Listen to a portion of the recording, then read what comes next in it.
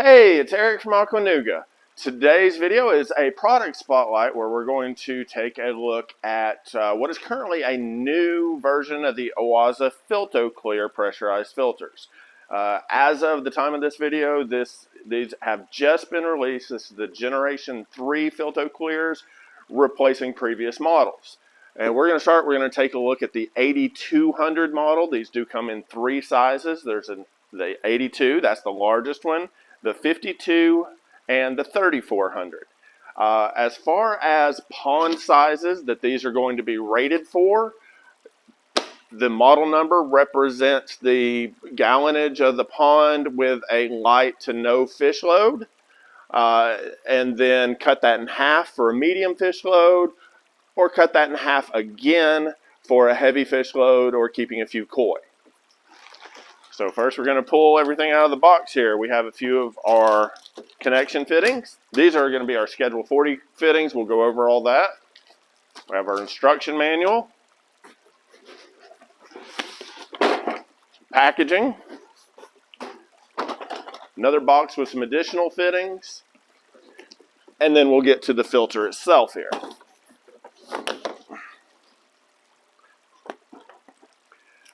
Power cord is for the UV light. All three of these filters do include a built-in ultraviolet light for helping ensure the elimination of green water algae.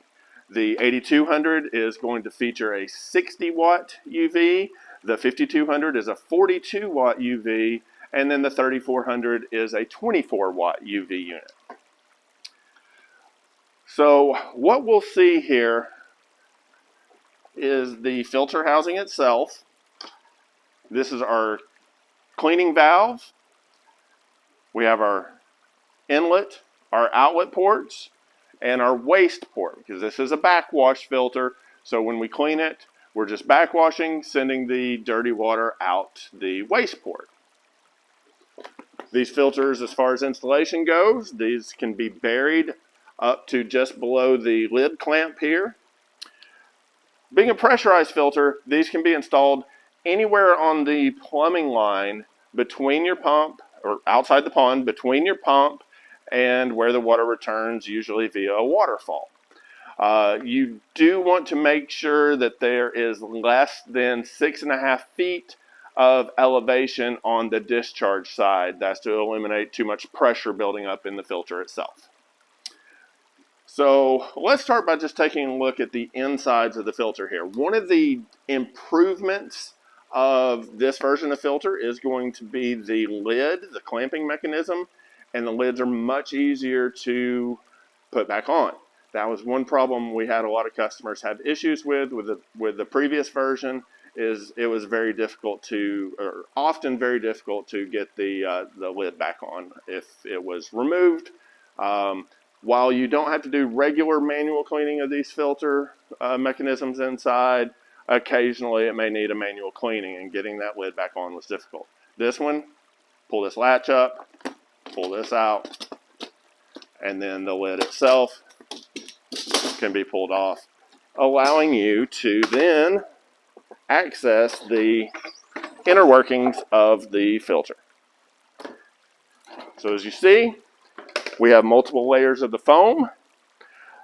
This is an improved cleaning mechanism as well for stronger durability. One of the other issues previous generations would have was all the stress when cleaning was on 2 points at the bottom.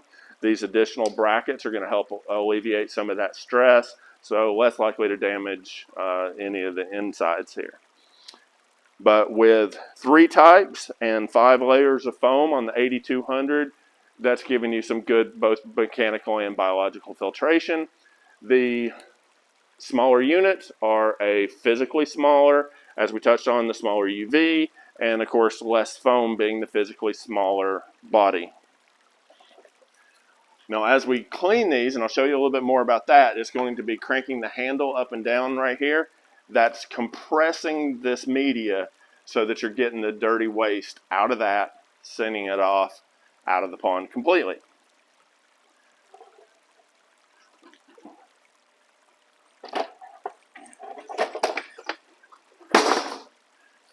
So back together.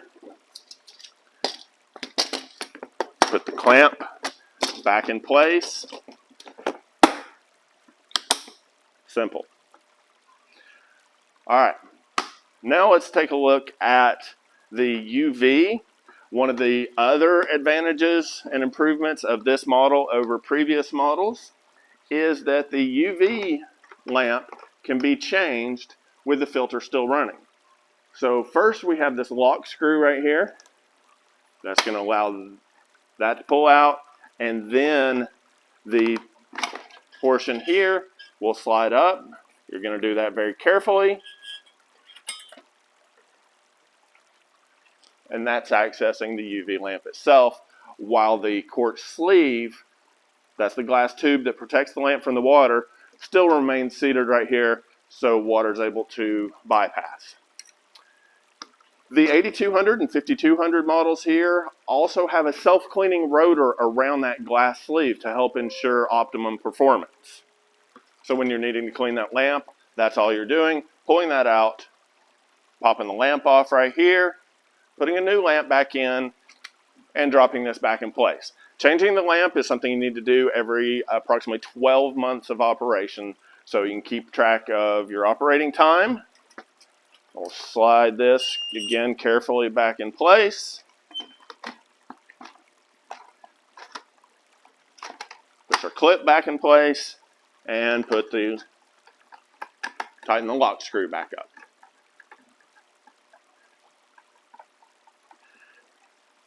Okay, now let's look at the installation, plumbing, and the just basic operation.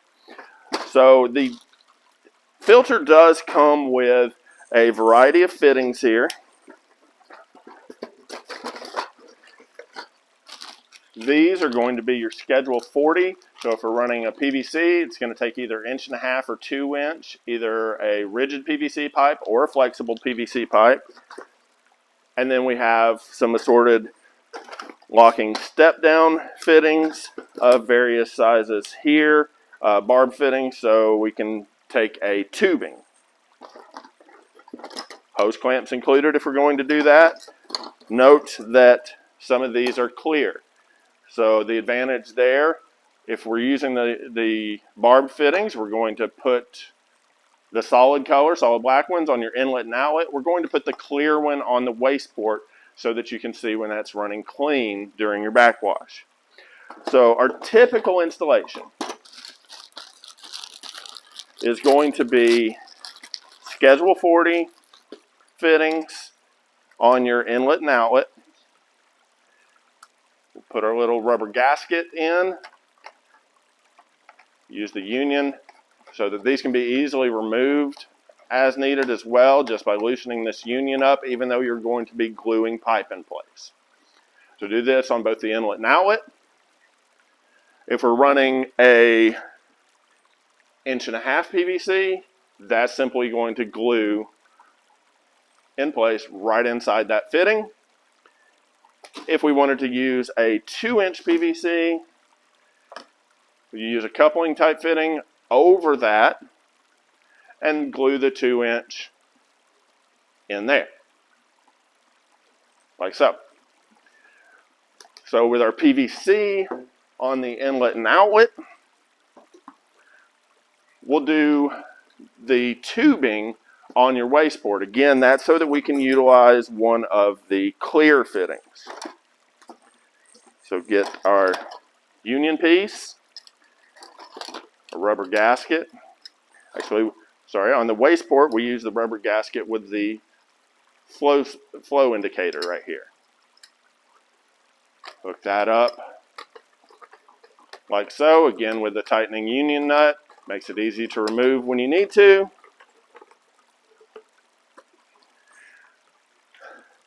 And then the PVC, and the tubing that will go over that and be clamped in place. Then again, we have our water running in here. Out here during normal operation, we have the clear portion right here so that when we backwash, we can see when that water starts to turn clear. Now our valve on the top, this is controlling whether the water is going back to the pond or off to waste. It's going to point towards where the water is going. So valve This direction is sending the water back to the pond for normal filtration and operation. When we want to backwash, we're simply going to turn this valve a quarter turn. You hear that click, that's sending the water through here. At that point, we'll start to crank this handle up and down. It's just a simple crank up and down. And when this water starts to turn clear, you're done. Turn your valve back to normal operation, and you're good to go. Quick note on flow rates for this. Of course, all this can be found on our website, manufacturer's website, anywhere you're looking. But the 8200 can handle up to 4,500 gallons per hour. The 5200 can handle up to 3,450 gallons per hour passing through the unit. And the 3400 up to 2,400 gallons passing through it. Want to make sure that you do not exceed that. You could have leaking issues and possibly damage to the filter and just simply not performing as well as the water's passing through too quickly. That is the Gen 3 Oase FiltoClear filters.